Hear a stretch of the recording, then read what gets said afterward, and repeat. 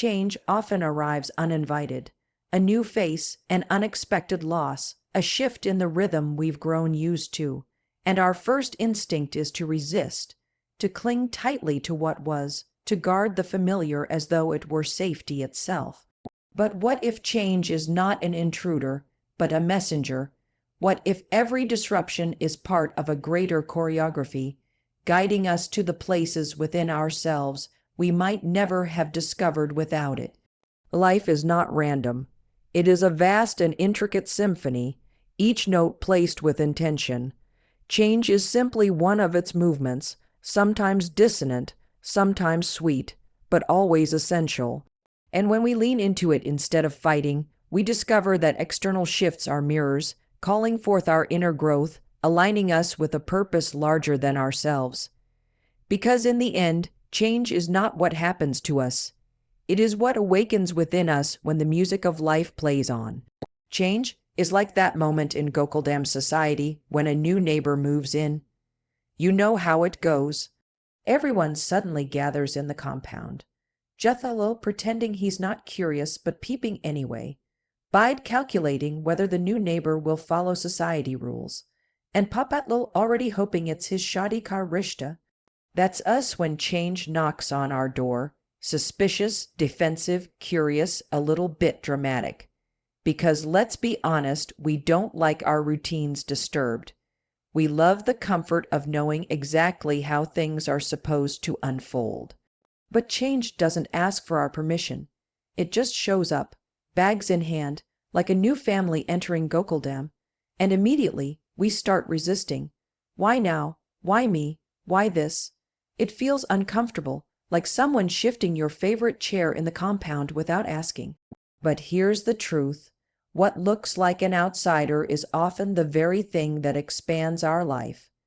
Just like every new character in TMKOC eventually becomes part of the society's rhythm, every change that enters our lives, no matter how disruptive, carries within it the possibility of new harmony. Think about it. When a new neighbor arrives, we go through stages. First, resistance. We judge. What do they eat? How do they talk? Will they fit into our way of doing things? Then comes curiosity.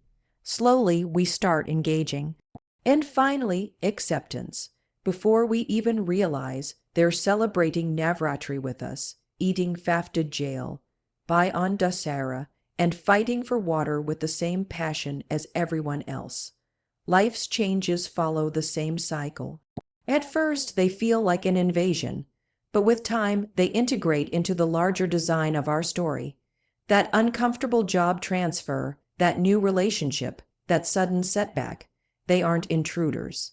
They are neighbors that bring lessons, growth, and often hidden blessings. The question isn't, how do I stop change? The question is, how do I welcome it? What if, instead of resisting, we approached life's changes the way Gokuldham approaches its festivals? With open arms, a little chaos, some laughter, and the faith that eventually everything will find its rhythm. Here's the beautiful part. Every external shift you experience is really just a reflection of an internal shift waiting to happen. Just like society rules adapt when new neighbors come, your inner world adapts to every external change. That's how growth works.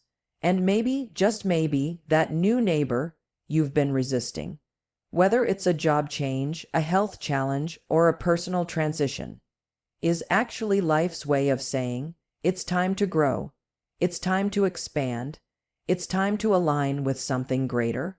Because in the grand society of existence, every neighbor has a role. Every change has a purpose, and resisting it only delays the joy of realizing that you were meant to dance in harmony with it all along. Change is not the stranger at your door. It is the invitation to see yourself in a bigger story. You know, in every Indian society, nothing travels faster than gossip, faster than your Wi-Fi, faster than your courier delivery, faster even than Sodhai's Jeep on full throttle. The moment something changes in Gokuldham, say, Jethalo's business faces a hiccup or Bide increases maintenance, within minutes, the entire compound knows, and not just knows. They add masala, opinion, prediction, and judgment. That's how society works, isn't it? Always ready to analyze your change, even when they're terrified of their own. And let's be honest, we're not that different. Whenever life throws change at us, our first reaction is to think about what people will say. Log kaya kahenj, the favorite line of every Indian household. We care more about the society's gossip than our own soul's whispers. But here's the truth. Change isn't about society, it's about self. External shifts may trigger the noise outside, but their true purpose is to awaken something inside. While the world talks, your work is not to get lost in the chatter, but to sit quietly with yourself and ask, what is life trying to teach me through this? Think about Bide. Every time something disrupts Gokuldham's rules, he panics first. He worries about order, about image, about what everyone will think. But eventually, he reflects, adjusts, and grows. That's us. We resist change because we're scared of what it means for our reputation, for our image, for our comfort zone. But the power lies in turning the gossip outside into reflection inside. You see, gossip belongs to the crowd, but growth belongs to the individual. The world will always have something to say. When Dea starts her garba in the middle of the day, some laugh, some complain, some roll their eyes. But for her, it's expression, joy, authenticity. She doesn't care about the whispers. She aligns with her heart. That's the shift we need to make when external change happens. Stop obsessing over the crowd's commentary and start listening to your own inner commentary. And here's where it gets powerful. When you reflect deeply, you start to see change not as a punishment, but as preparation. A setback isn't society mocking you, it's life molding you. A challenge isn't people pointing fingers, it's the universe pointing you to your higher purpose. Yes, society will always chatter, they always have. In Gokuldham, they can argue for hours over who should pay for the broken water pipe. But when the time comes, they unite, they learn, they grow. That's the lesson. We can't control the gossip, but we can control our growth. So the next time you find yourself drowning in opinions, pause. Don't ask, what will people say? Ask instead, what is life saying to me right now? Because society's gossip will fade in a day, but your inner reflection can transform your entire life. And here's the beauty. You don't need to silence the gossip. You just need to rise above it. When you grow from within, society's chatter turns into applause. Because in the end, change doesn't ask for society's approval. It asks for your awakening. Life's changes often arrive like Jethal's problems, sudden, exaggerated, and usually at the worst possible time. Think about it. One moment he's sipping chai peacefully, and the next he's stuck between Bapuji's scolding, Bide's rules, and Babita Jai's smile that somehow creates even more trouble. And yet, when we watch it, what do? We laugh. Because from the outside, chaos is comedy. But inside our own lives, when change crashes into us, when the job shifts, when health stumbles, when relationships alter, we don't laugh. We panic, we resist, we ask, why me? And yet, what if the key to transforming external change into inner growth lies in finding the humor, even in the unexpected? Humor doesn't deny the difficulty. It simply softens its edge. Think about how Gokuldham society survives. Every festival ends in confusion. Every argument ends in misunderstanding. And every problem ends in everyone shouting at once. And yet, there's always laughter at the end. That laughter is not trivial. It's medicine. It keeps hearts light so lessons can sink in. When life changes suddenly, humor is our secret weapon. It allows us to say, yes, this is tough. Yes, this is inconvenient. But it's also kind of absurd that I thought I could control everything. Humor dissolves resistance. And when resistance drops, growth begins. Remember how Papatlo reacts to any slight hint of a wedding proposal. He panics, overthinks, imagines entire scenarios, only for everything to collapse. It's hilarious for us, but deeply frustrating for him. Isn't that exactly what we do with change? We overcomplicate, dramatize, predict the worst, and later, when we look back, we laugh at how worried we were. What if we learn to laugh during the moment instead of only afterward? That doesn't mean we ignore pain. It means we hold both truths. Life is serious, but it's also playful. Change is disruptive, but it's also absurdly creative. Humor keeps our hearts open while our minds adjust. Without humor, change feels like punishment. With humor, it becomes an adventure. In Indian societies, this is how we survive. Whether it's a power cut during a wedding or rain spoiling the cricket match, people joke, laugh, tease. Because humor makes inconvenience bearable, it transforms complaint into connection, and in that lightness we find resilience. So when external change enters your life like a surprise guest, try this. Instead of saying, "Why now?" Ask, "Isn't it funny that I thought life would always go according to my plan?" That tiny shift reframes the entire experience. It stops you from fighting the inevitable and helps you dance with it instead. Because laughter doesn't just release tension, it invites perspective. It reminds us that we are small participants in a vast cosmic play where every twist and turn has its purpose. Gokuldham shows us this truth again and again. Life's biggest disruptions often lead to its warmest unity, and laughter is the glue that holds it together. So the next time life surprises you, don't just resist. Smile, because humor is the bridge between chaos and growth. You ever notice something about Tapu Sena? For all their noise, mischief, and endless energy, there are these rare moments when they go quiet. When a big problem hits Gokuldham, like a misunderstanding between neighbors or a society crisis, suddenly Tapu Sena isn't just the playful gang anymore. They pause, they listen, they reflect, and out of that silence, they often come up with the simplest, wisest solutions. That's exactly what silence does in our lives. When external change crashes into us, our first instinct is to react like Jethalo, loud, dramatic, full of complaints. But growth doesn't happen in noise. Growth happens in silence. Silence is not emptiness. It's a doorway. It's the Tapu Sena moment when chaos pauses just long enough for clarity to slip in. But here's the thing. Silence makes most of us uncomfortable. In Indian society, silence during conversations feels like an awkward gap.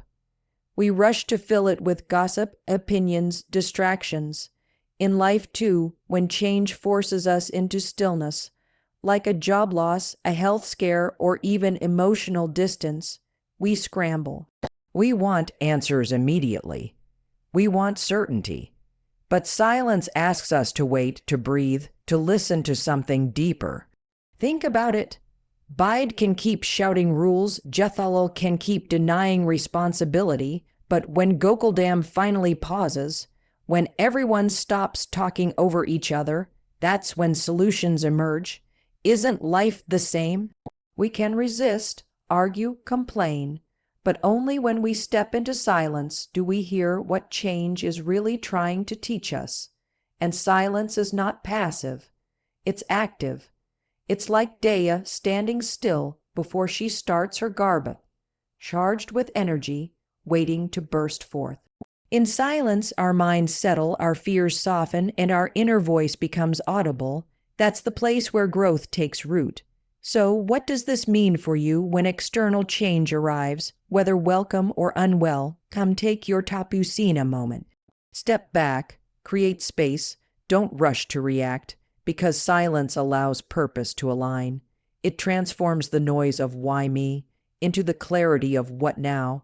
Indian society is full of sound, laughter, arguments, traffic, festivals, weddings. And yet, even within all this, there are moments of profound stillness. The quiet of early morning, the silence after an arty, the pause when the lights go off during a cricket match, and the whole colony just waits. Those moments teach us that silence is not absence, it's presence, When change feels overwhelming, silence is where you find your grounding. It doesn't remove the problem, it removes the panic. It doesn't erase the disruption, it reveals the meaning inside it. So maybe it's time we treat silence the way Gokuldham treats Tapu Sena, not as a distraction, but as a source of wisdom.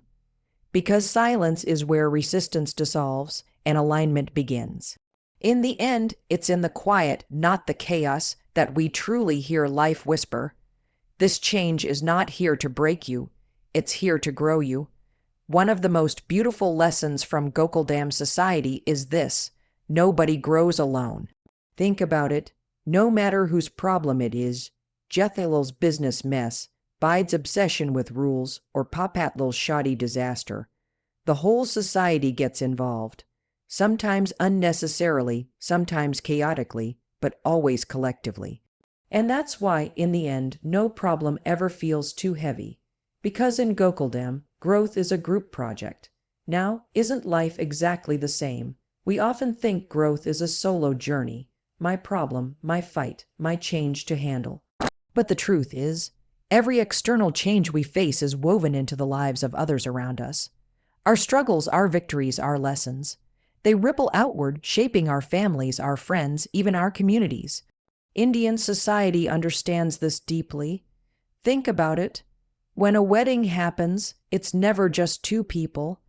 It's the entire mohalla giving advice, bargaining with the decorator, tasting food, arguing about the DJ. Even grief is shared. Neighbors show up with food, relatives pour in, the whole colony sits together. Because we don't do life alone, we do it in harmony, even when it's messy. And yet, when change strikes us personally, our instinct is to isolate. To pull back, to resist, thinking nobody will understand. But what if, instead of resisting, we allowed others in? What if we let our growth be supported by the harmony of community? Because often, the strength we can't find within ourselves is reflected back to us by those around us. Think of Sadhai. When he faces any challenge, what does he do?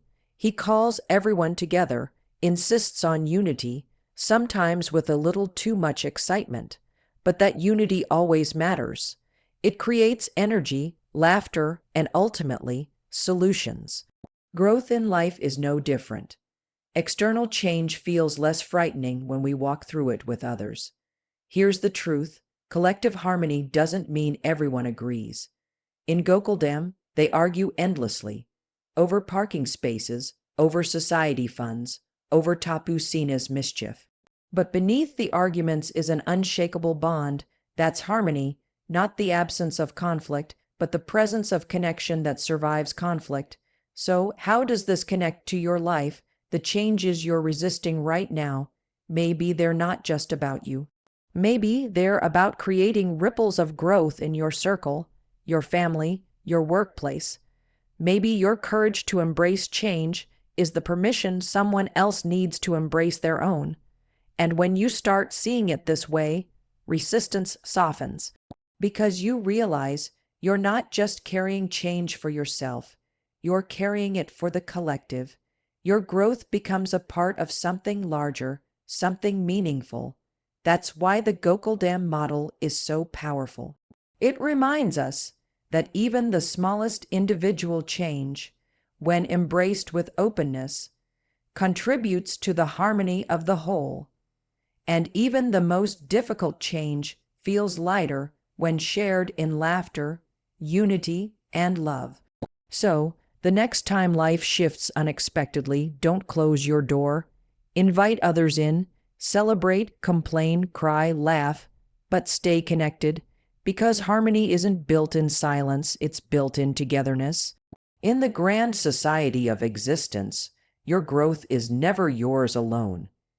It is the music that keeps the entire orchestra in tune. Have you noticed something about Gokuldham society? For all the chaos, for all the endless problems, everything somehow falls into place. Jethal's blunders lead to laughter, Bide's strictness brings order, Dea's garba brings joy, Papatl's struggles bring compassion, Tapu Sena's mischief brings unity. On the surface, it looks like random madness. But step back and you see it's a beautifully woven dance.